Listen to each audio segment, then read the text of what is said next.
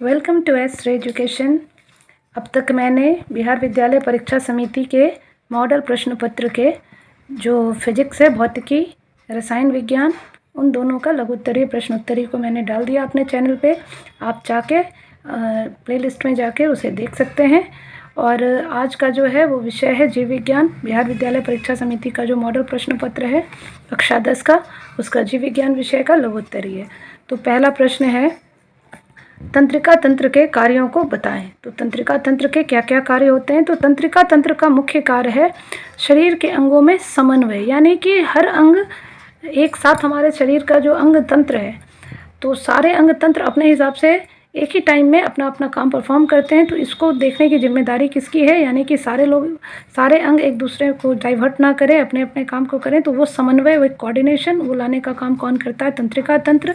साथ में इन सभी अंगों को नियंत्रित करता है और सूचनाओं का आदान प्रदान करता है। रिसेप्टर्स लगे होते हैं, पूरे शरीर में फैले होते हैं, तो उसके माध्यम से क्या होता है? सूचनाओं का आदान प्रदान होता है। तो तंत्रिका तंत्र का मुख्य कार्य शरीर के अंगों में समन्वय, नियंत्रण और सूचनाओं का आदान प्रदान करना है।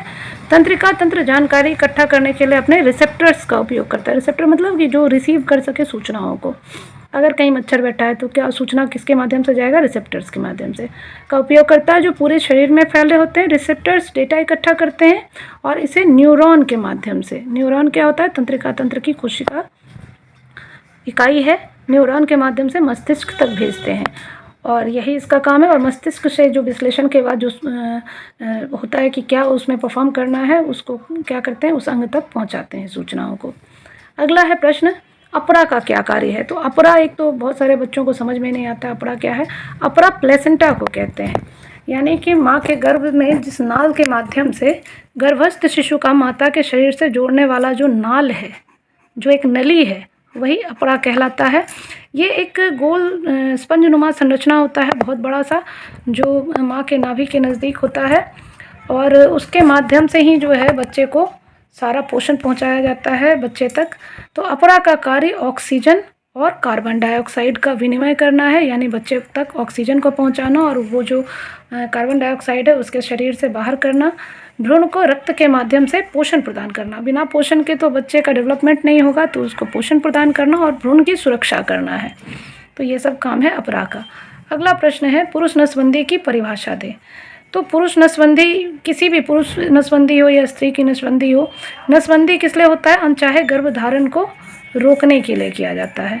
और इसमें क्या किया जाता है? पुरुष नसबंदी में एक छोटा सा कट लगाया जाता है जिसमें शुक्रवाहिका जो जुड़ा होता है शुक्राशय से, तो उसके शुक्राशय से जस्ट ऊपर उसको क्या किया जाता है? या तो धागे से बांध दिया जाता है या काट के ब्लॉक कर दिया जाता है, ताकि शुक्राशय से निकला हुआ शुक्राणु शुक्रवाहिका के माध्यम से स्त्री के जो है गर्भाशय तक ना पहुँचे। इसलिए इसको जो है ब्लॉक कर दिया जाता है, काट के या बांध दिया जाता है, और जिससे अनचाहा गर्भधारण को रोकने में सुविधा होती है। अगला है, स्वयंपोषी और विषमपोषी पोषण में क्या अंतर है? तो स्वयंपोषी नाम से ही स्पष्ट है कि ऐसे जीव जो भोजन के लिए अन्य जीवों पर निर्भर नहीं रहते हैं, अपना भोजन स्वयं बनाते हैं या संश्लेषित करते हैं, तो वैसे को क्या कहते हैं? स्वयंपोषी पोषक या पोषण कहते हैं। जैसे हरे पेड़ पौधे क्या करते हैं? अपने लिए भोजन स्वयं बनाते हैं सूर्य के प्रकाश के माध्यम से, क्लोरोफिल के माध्यम से। अब विषमपोषी पोषण क्या है? वैसा पोषण जिसमें जीव अपने भोजन को स्वयं संश्लेषित नहीं करता है, बल्कि पोषण के लिए अन्य जीवों पर निर्भर रहता है, उसे क्या कहते हैं? हम विषमपोषी पोषण कहते हैं। जैसे मनुष्य अपना जो है भोजन स्वयं तैयार नहीं कर सकता, उसके लिए उसको क्या चाहिए? अनाज चाहिए, सब्जियां चाहिए, तब जाके उसको वो बनाएगा। वो अपने शरीर में अपना भोजन स्वयं तैयार नहीं कर सकता है, तो ऐसे को क्या कहते हैं? विषमपोषी पोषण, चाहे वो मेढक हो, कुत्ता हो, बिल्ली हो, इस तरह का जो भी जीव है। अगला है, आयोडीन की कमी से होने वाली बीमारी का संक्षिप्त विवरण दें। तो आयोडीन की कमी से कौन सी बीमारी होती है? तो आयोडीन की कमी से थायराइड ग्लैंड जो हमारे गले में होता है, एक तितलीनुमा संरचना, तो वो थायराइड ग्लैंड द्वारा बनने वाला जो हार्मोन है, कौन सा हार्मोन है? थायरॉक्सिन, कम बनता है। इस हार्मोन के बनने की गति को बढ़ाने के प्रयास में क्या होता है कि थायराइड ग्लैंड को बहुत मेहनत करना पड़ता है, और जिसके कारण ये ग्लैंड क्या होता है? आगे की ओर बड़ा सा निकल जाता है, जिसको घेगा या गलगंड, जनरली महिलाओं में आपने देखा होगा, पुरुषों में ये कम होता है, जो कि महिलाओं में आयोडीन की कमी से ये बीमारी हो जाता है। तो इसको क्या कहते हैं? घेगा या गलगंड। गले के बाहर एक बड़ा सा संरचना लटका होता है जिसमें दर्द होता है, आवाज़ कर्कश हो जाती है, ध्वनि। तो आयोडीन की कमी से जो मुख्य रोग है वो घेगा या गलगंड है। अब देखते हैं अगले प्रश्न को। अगला प्रश्न है आहार श्रृंखला क्या है। हम लोग जैसा कि जानते हैं एक पारितंत्र में हम लोग रहते हैं जिसमें स्थल, वायुमंडल, जल, सारे मंडल मिलकर एक पारिस्थितिकी तंत्र का निर्माण करते हैं जिसके सभी जीव जंतु एक दूसरे से जुड़े होते हैं। जैव अजैव सब कुछ जुड़ा हुआ है। उसमें भी जो जैव है जिसे आहार की आवश्यकता होती है वो एक दूसरे पर डिपेंड है और ये एक चक्र के माध्यम से चलता रहता है। तो यही एक आहार श्रृंखला है। तो आहार श्रृंखला श्रृंखलाबद्ध तरीके से एक पथीय दिशा, ये सबसे इम्पोर्टेंट है। एक पथीय, ये कभी भी राउंड शेप नहीं होगा, एक ही साइड से चलेगा। एक पथीय दिशा में व्यवस्थित वैसे जीवों का समूह है जिसमें एक जीव श्रृंखला में अपने से ठीक नीचे स्थित जीव को खाता है और स्वयं उसी श्रृंखला में अपने से ठीक ऊपर स्थित जीव के द्वारा खाया जाता है। अब जैसे उदाहरण देने के लिए कहा गया है तो होता क्या, एक ये इस तरह से जो है बना हुआ होता है आहार श्रृंखला में। एक पिरामिड है, ये फूड पिरामिड है। इसमें क्या है, उत्पादक में कौन कहलाते हैं, पेड़ पौधे। पेड़ पौधे क्या है, सर्वाधिक मात्रा में है और इनको कौन खाता है, प्राथमिक उपभोक्ता, यानी जितने शाकाहारी जीव हैं वो क्या करते हैं, पेड़ पौधों पर निर्भर होते हैं। प्राथमिक उपभोक्ता में जैसे हिरन, खरगोश, ये सब आ गए। इसको कौन खाता है, द्वितीयक उपभोक्ता यानी कि मांसाहारी जीव। अब मांसाहारी जीव क्या करता है, इनके मांस को खा के जीवित रहता है। अब जब मांसाहारी जीव मर जाता है या फिर इसके ऊपर भी है, तृतीयक भी है, चतुर्थ भी है, तो जब ये सब उपभोक्ता जब समाप्त होता है तो उस उपभोक्ता को सड़ा गला के मिट्टी में वापस से मिला देने के लिए का जो काम करता है वो कौन करता है, अपघटक जो होता है जीवाणु या सूक्ष्म जीव, ये काम को करते हैं।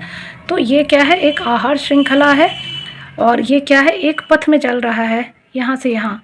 ये कभी भी उल्टा नहीं होगा कि अपघटक द्वितीय उपभोक्ता को खाएगा या फिर प्राथमिक। ये हमेशा उत्पादक से लेकर अपघटक की ओर एक पथीय दिशा में चलता है। आते हैं अगले प्रश्न की ओर, स्वाद कलिकाएँ क्या है। तो स्वाद कलिका है, तो स्वाद कलिका कहाँ होगा, जीवों में। तो जीव के ऊपरी सतह पर कई छोटे छोटे अंकुर पाए जाते हैं जिन्हें क्या कहते हैं हम, स्वाद कलिका। इसी स्वाद जो अंकुर होते हैं उसी के माध्यम से क्या है, स्वाद महसूस होता है। इन्हीं स्वाद कलिकाओं के द्वारा मनुष्य के विभिन्न स्वादों जैसे मीठा, खट्टा, खारा, कड़वा, जैसा भी स्वाद है वो हमें महसूस होता है। अगर ये स्वाद की कलिकाएं ना हो तो हमें सब कुछ क्या होगा, टेस्टलेस महसूस होगा, कुछ का भी टेस्ट पता ही नहीं चलेगा। आखिरी प्रश्न है, हीमोग्लोबिन का क्या महत्व है। तो हीमोग्लोबिन क्या है, ये लाल रक्त कोशिकाओं में पाया जाने वाला एक विशेष प्रकार का प्रोटीन होता है और इस प्रोटीन के कारण ही क्या होता है, रक्त का रंग लाल दिखाई देता है। इसके अंदर क्या पाया जाता है, हीमोग्लोबिन के अंदर आयरन पाया जाता है यानी लोहा, और उसी की वजह से इसका रंग लाल दिखाई देता है। ये फेफड़ों से शरीर के ऊतकों तक क्या पहुंचाते हैं, ऑक्सीजन। फेफड़े से जो हम लोग सांस के द्वारा ऑक्सीजन लेते हैं उसको क्या करता है, हीमोग्लोबिन वो ले जाता है सारे शरीर के ऊतकों तक, जहां वो एटीपी में बदलेगा और एटीपी में बदलने के बाद ऊर्जा उसमें से कार्बन डाइऑक्साइड मुक्त करता है और फिर वही कार्बन डाइऑक्साइड को हीमोग्लोबिन वापस कहाँ ले जाता है, फेफड़े तक पहुंचाता है, जिसको हम क्या करते हैं, उच्छ्वास के माध्यम से बाहर कर देते हैं। तो यही प्रक्रिया करवाने का काम कौन करता है, हीमोग्लोबिन। और अगर हीमोग्लोबिन शरीर में ना हो तो क्या होगा, मनुष्य का जो है जो श्वासोच्छ्वास है वो क्रिया प्रभावित होगा और उससे ऑक्सीजन अगर नहीं जाएगा शरीर के हर सेल तक, हर ऊतक तक, तो क्या होगा, कोशिकाएं नष्ट हो जाएंगी, ऊर्जा महसूस नहीं होगा, मनुष्य की मृत्यु हो जाएगी। तो ये इतना अधिक इम्पॉर्टेंट होता है। तो ये था आज का जीव विज्ञान का BSAB का मॉडल प्रश्न पत्र का लघुत्तरीय प्रश्नोत्तरी। आई होप आपको ये वीडियो भी अच्छा लगा होगा और ऐसे ही वीडियो को हम और डाल सके, इसके लिए आप ज़्यादा से ज़्यादा मेरे इस वीडियो को लाइक करें, चैनल को सब्सक्राइब करें और ज़्यादा से ज़्यादा अपने ग्रुप में शेयर करें ताकि और भी मैं ऐसे वीडियो डाल सकूं। Thanks for watching.